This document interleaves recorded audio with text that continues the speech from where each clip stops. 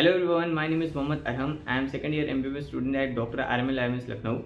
तो बस एक दिन का ही टाइम बचा हुआ है नीट का एग्ज़ाम होने में। तो इस टाइम पर आपको बहुत ज़्यादा स्ट्रेस हो रहा होगा। आप ये सोच रहे होंगे कि कहीं कोई गड़बड़ ना हो जाए जिससे मेरा सिलेक्शन रुक जाए, कहीं बहुत ज़्यादा मुझसे सिली मिस्टेक्स ना हो जाएँ, लोग क्या सोचेंगे अगर मेरा सिलेक्शन नहीं हुआ, वगैरह वगैरह। बहुत सारी ओवर थिंकिंग आपको हो रही होगी। लेकिन रुकिए, आपने अभी तक बहुत बार ओवर थिंकिंग करी होगी, लेकिन आपको उससे मिला क्या?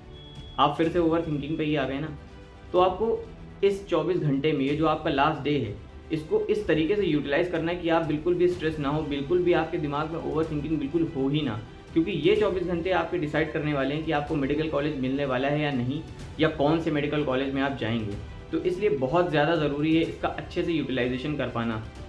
लास्ट डे में बहुत सारे बच्चे ऐसे होते हैं कि कई नई चीज़ें ट्राई करने शुरू कर देते हैं, जिसकी वजह से वो पैनिक हो जाते हैं, अजीब-अजीब से उनको ओवर थिंकिंग होना स्टार्ट हो जाती है, बहुत अजीब-अजीब ख़्याल आने लगते हैं, जिसकी वजह से अल्टीमेटली उनका पेपर ख़राब हो जाता है और वो सिलेक्शन से बाहर हो जाते हैं। तो आपको किन-किन गलतियों को नहीं करना है, या कौन-कौन से काम आपको करने हैं इस लास्ट डे में, जिससे आपको एक अच्छा स्कोर मिल सके अपने नीट के एग्ज़ाम में और आप एक अच्छे गवर्नमेंट मेडिकल कॉलेज में सिलेक्शन ले सकें। तो चलिए आज की वीडियो में यही डिस्कस करते हैं। सबसे पहले बात करते हैं कि जो भी डॉक्यूमेंट्स आपके लगने वाले हैं नीट के एग्जामिनेशन में, मतलब जैसे आपका एडमिट कार्ड हो गया, आपकी फ़ोटोग्राफ हो गई, सिग्नेचर वगैरह, जो कुछ भी चीज़ें उसमें रिक्वायरमेंट होती है, उनको आप एक बार ज़रूर देख लीजिए। अगर आप उनको पहले से ही सब कुछ सेटअप कर चुके हैं तो एक बार उसको जाके फिर से देख लीजिए, कहीं कोई रिक्वायरमेंट और बच ना गई हो, कुछ चीज़ आपसे छूट गई थी या कुछ आपको फिल करना बाकी रह गया था और आप लास्ट टाइम पे देखें कि आपके एडमिट कार्ड में वो फिल ही नहीं था, या आपकी फ़ोटोग्राफ कहीं पे आपको लगानी रह गई थी, वो फ़ोटोग्राफ ही नहीं लगी थी। तो सबसे पहले तो आपके लिए ज़रूरी है कि आप उनको ज़रूर बिल्कुल क्लियर कर लें कि सारे डॉक्यूमेंट्स आपके एकदम रेडी हो चुके हों। आपको एग्जामिनेशन सेंटर पे जाने के बाद कोई भी दिक्कत ना आए, इसको ज़रूर एश्योर कर लीजिएगा एग्जामिनेशन सेंटर में जाने से पहले। अब बात करते हैं कि पढ़ाई से रिलेटेड क्या-क्या आपको करना होगा। तो सबसे पहले मैं ये बोलूँगा कि आज के दिन के लिए, मतलब जो लास्ट डे है आपका, उसके लिए बिल्कुल भी कोई टारगेट मत सेट करिएगा। बहुत बड़ा टारगेट जैसे आप सेट कर लिया करते होंगे अपने जितनी भी आप, मतलब जो भी आपकी जर्नी रही है नीट के एग्जामिनेशन को लेकर, आप उसमें रोज़ टारगेट सेट करके पढ़ाई करते होंगे। आज के दिन यानी कि लास्ट डे में आपको बिल्कुल कोई टारगेट नहीं सेट करना है और बिल्कुल चिल भी नहीं करना है कि मतलब पूरे दिन कुछ पढ़ ही नहीं रहे, बिल्कुल चिल मार रहे हैं और लास्ट में रात में ऐसा लग रहा है कि अब नींद भी नहीं आ रही, पूरे दिन कुछ पढ़ाई नहीं करी थी, ऐसा लग रहा है कि पूरा दिन चला गया, वेस्ट हो गया, उसका आपको रिग्रेट हो रहा है, उसकी वजह से आपकी नींद भी नहीं आ पा रही है। तो ऐसा भी नहीं करना है। तो आपको पढ़ना क्या-क्या होगा, जो आपने शॉर्ट नोट्स बनाए थे अपनी पूरी जर्नी में, जो भी आपके चैप्टर्स थे वगैरह वगैरह, उनके जो भी आपने शॉर्ट नोट्स बनाए थे उनको आप रिवाइज़ करिए। एनसीईआरटी में जो भी हाइलाइटेड पॉइंट्स थे, जो बायोलॉजी की एनसीईआरटी, उसको एक बार जल्दी पेजेस को पलट के देख लीजिए। जो भी आपको दिखे अच्छी-अच्छी चीज़ें जो भी आपने मेंशन करी होंगी, वो सभी आपके सामने हाइलाइट होकर अपने आप ही आ जाएँगी। मैं बोलूँगा कि इस लास्ट टाइम पर आपको बिल्कुल भी कोई नई चीज़ ट्राई नहीं करनी, क्योंकि अगर आप कोई नई चीज़ ट्राई करते हैं तो आपको बहुत ज़्यादा दिक्कत हो सकती है। जैसे मैं खुद अपना एग्जांपल बताऊँ, मैंने पूरे अपनी जर्नी में मैक्सिमम 2 से 3 टाइम्स ही पढ़ा होगा अपनी फिजिक्स की एनसीईआरटी। लेकिन लास्ट टाइम मुझे ऐसा लगा कि कहीं मैं इसको छोड़ दूँ, कहीं इससे कोई क्वेश्चन आ जाए, मैं उसको गलत ना कर दूँ, तो इसलिए मैंने उस दिन अपनी लास्ट डे में फिजिक्स की एनसीईआरटी खोल दी। जब मैंने फिजिक्स की एनसीईआरटी खोली तो उसमें कई सारी चीज़ें मुझे ऐसा लगा कि अरे यार, ये तो मुझे आती नहीं थी, ये मुझे ऐसा था। अब मैं उसको लगातार पढ़ने लगा। उसकी वजह से मेरा क्या है कि जो पुरानी चीज़ें थी उस पे भी कॉन्फिडेंस और कम हो गया। मुझे लगभग 6 से 7 घंटे लग गए थे, इसी हल्का थोड़ा डिप्रेशन में मैं थोड़ा चला गया था उस दिन। तो इसलिए मैं बोलूँगा कि बिल्कुल आप कोई नई चीज़ ट्राई मत करिएगा, ये सोच के कि इससे कोई अगर क्वेश्चन आ गया तो आप गलत कर देंगे, ऐसा कुछ नहीं होता है। जितनी चीज़ें आपको पढ़ा दी गई हैं उसी से ही क्वेश्चन आएगा, एक्स्ट्रा कहीं से बाहर से कोई क्वेश्चन नहीं आएगा। और जहाँ से भी आपने पढ़ा है वहाँ से एनसीईआरटी बेस्ड ही पढ़ाया गया है। तो इसलिए आपको अब जो एनसीईआरटी आपने, अगर मान लीजिए फिजिक्स की एनसीईआरटी नहीं भी पढ़ी थी, तो अब पढ़ने की भी ज़रूरत नहीं है, क्योंकि जो आप पढ़ चुके हैं उससे भी आपका कॉन्फिडेंस वो हटा देगी। तो नई चीज़ बिल्कुल ट्राई नहीं करनी है। अब इसके अलावा बात करते हैं कि जैसे डॉक्यूमेंट्स भी हो गए और पढ़ाई से रिलेटेड बातें हो गई, तो अब आपको आती है आपकी लाइफ़स्टाइल को लेकर। आपको क्या-क्या करना होगा उस दिन। आपको मतलब ऐसा कोई फूड भी नहीं खाना है जो कि आपके पेट वगैरह में दिक्कत करे, जिससे आपको नेक्स्ट डे कोई प्रॉब्लम हो।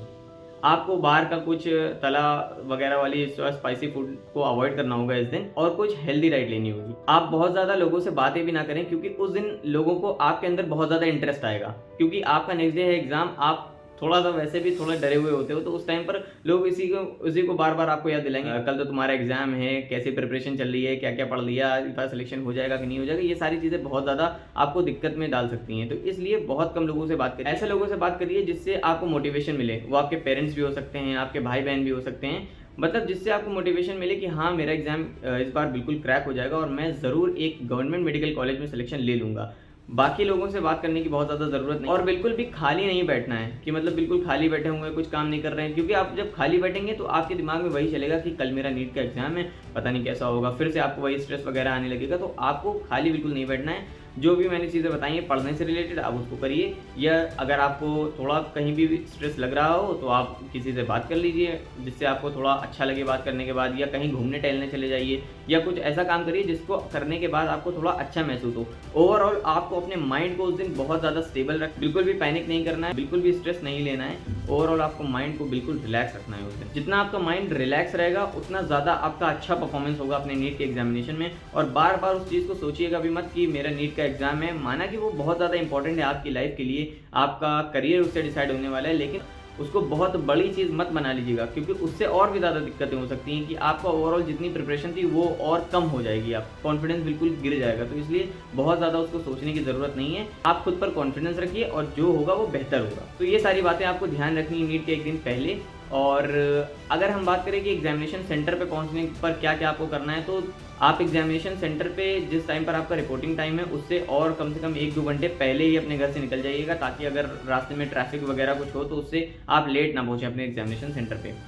दूसरी बात आपको ध्यान रखनी है, जब आप एग्जामिनेशन सेंटर पे पहुंचे तो कुछ चीज़ें अपने लिए लेके जाएं पढ़ने से रिलेटेड, जैसे जो आपने एक दिन पहले पढ़े थे वो सारे शॉर्ट नोट्स आप रख सकते हैं, बायोलॉजी की एनसीईआरटी आप रख सकते हैं, और बहुत सारा मटेरियल लेके मत जाइएगा कि अब तो बस यहीं बैठ के पढ़ना है, एग्जाम देना ही नहीं है, ऐसी कोई बात नहीं है। बहुत थोड़ी सी चीज़ें लेके जाइए जिसको आप एक बार थोड़ा सा देख सकें, वहाँ पे खड़े होकर बार बार उसी चीज़ के बारे में ना सोचें कि अभी नीट का एग्जाम देने जाना है, अभी जाना है, तो इस वजह से और ज़्यादा स्ट्रेस होगा। उसको जो है थोड़ा माइंड को हटाने के लिए थोड़ा देर आप पढ़ाई कर सकते हैं या कुछ भी कर सकते हैं जो भी आपको वहाँ पर अच्छा लगे। और बात रही एंट्री लेने की, तो बहुत ज़्यादा जल्दी एंट्री मत लीजिएगा, क्योंकि जब आप एक बार अंदर चले गए तो आपके हाथ में कुछ भी नहीं है, आप कुछ नहीं कर सकते, आपके पास मोबाइल फ़ोन भी नहीं होगा, आप उसको बैठ के चला भी नहीं सकते, बस आप बैठे रहेंगे और अपने ख्यालों में ही खोए रहेंगे, बार बार उसी के बारे में सोचेंगे, अभी पेपर थोड़ी देर में आने वाला है, अब पता नहीं क्या होगा, कैसा पेपर होगा, वही सब चलेगा। तो बहुत जल्दी एंट्री भी नहीं लेनी है। मैक्सिमम अगर 2 बजे पेपर स्टार्ट होता है तो आप 12:30 तक मैक्सिमम एंट्री लीजिएगा, उससे पहले एंट्री लेने की ज़रूरत नहीं है, क्योंकि फिर वही सब चलता रहेगा, 2-3 घंटे वहीं बैठ के